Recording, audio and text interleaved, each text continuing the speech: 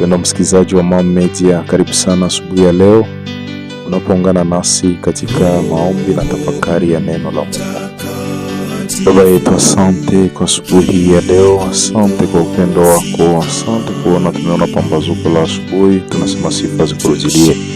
Tunapokuwa tunajiandaa kuenda huku na huku katika shughuli, tunaomba upate kututangulia, lakini zaidi ya yote uendelee kujitukuza katika maisha yetu. Wale wote ambao wanakuwa na shida watembelee asubuhi ya leo. Wale wote ambao wanakuhitaji tunaomba watembelee asubuhi ya leo.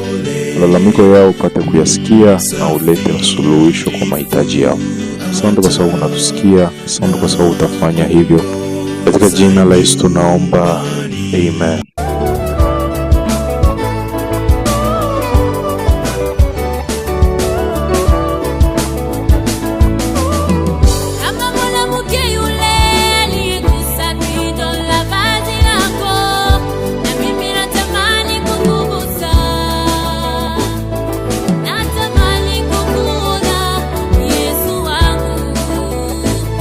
Katika kitabu cha Marko sura ya 5 mstari wa 25 tunakutana na mwanamke ambaye alikuwa na ugonjwa wa miaka 12.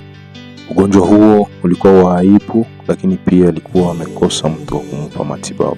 Fikiria ndugu yangu, aibu ya miaka 12, kudharauliwa kwa miaka 12, mateso ya miaka 12, maumivu ya miaka 12, lakini haikuchukua muda kwa Mwokozi ili apate kuleta suluhisho.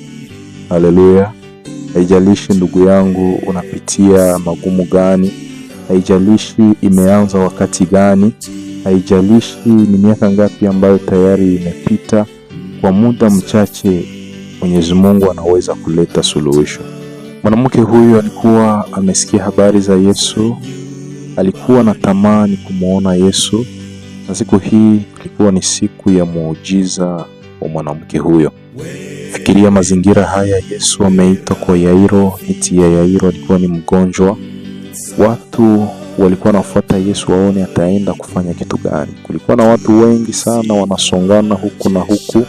Katika mazingira yale ya misukosuko na msongamano, mwanamke aliona fursa ya kumgusa Mwokozi wa maisha yake. Ndugu yangu, katika maisha haya unapokuwa unasongwa na kazi, unasongwa na marafiki, unasongwa na jamaa, unasongwa na matatizo mbalimbali, kwa nini unarudi nyuma? Kwa nini unashindwa kupambana? Kwa nini unashindwa kusukumana na vitu hivyo ili upate kumgusa Bwana na Mwokozi wa maisha yako? Kwa imani mwanamke alijua ya kuwa akimgusa Yesu tatizo lake litapata majibu. Na sisi kwa imani tunapojua ya kuwa Yesu ndiye suluhisho kwa matatizo yetu yote, kwa imani tunajua ya kuwa tukimwendea yeye tunaweza kupata suluhisho. Sasa kwa nini tunarudishwa nyuma? Kwa nini unaacha kazi ikurudishe nyuma usimguse Yesu? Kwa nini unaacha jamaa, vikwazo vya familia, vikwazo vya mahusiano, kwa nini unaviacha vikurudishe nyuma usimguse Yesu?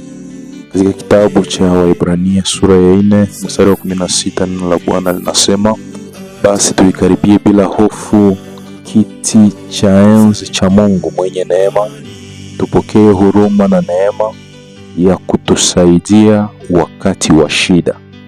Bwana Yesu anapokuwa anahudumia katika hekalu la mbinguni kama kuhani wetu mkuu, Biblia inasema tunapokikaribia kile kiti cha enzi tunapata suluhisho kwa mahitaji yetu. Nasema tunapokea huruma, tunapokea neema, na neema hiyo inatusaidia wakati wa shida, wakati wa matatizo.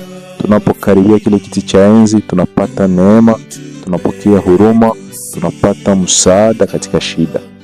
Kama mwanamke yule alivyosukumana na watu ili mradi apate kumgusa Mwokozi wa maisha yake, alijua hana msaada mwingine bila Yesu. Alijua kama akishindwa kumkaribia Yesu basi hataona mtu mwingine wa kumuonea huruma. Alisukumana, hakuangalia ni nani ambaye anamsukuma, ni nani ambaye anamrudisha nyuma, ni nani ambaye anamkanyaga. Hakuangalia vile vyote, lakini alikuwa anaangalia Mwokozi wa maisha yake. Macho yake yalikuwa yako fixe kwa Mwokozi wa maisha yake. Akaangalia mbele na kwa neema akagusa pindo la vazi la Yesu.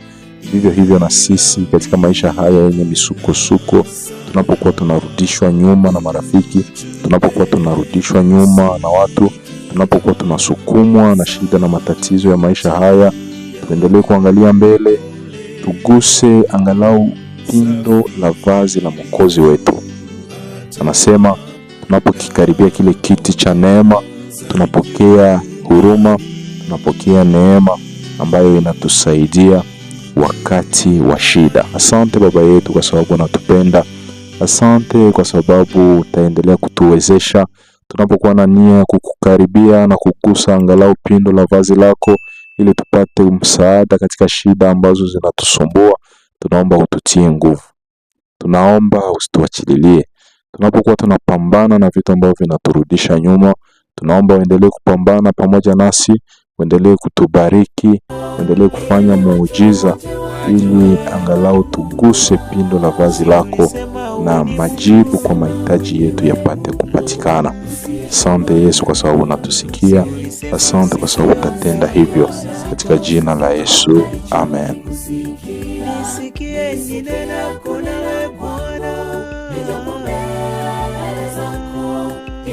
Watu wajue niwe Mungu wao.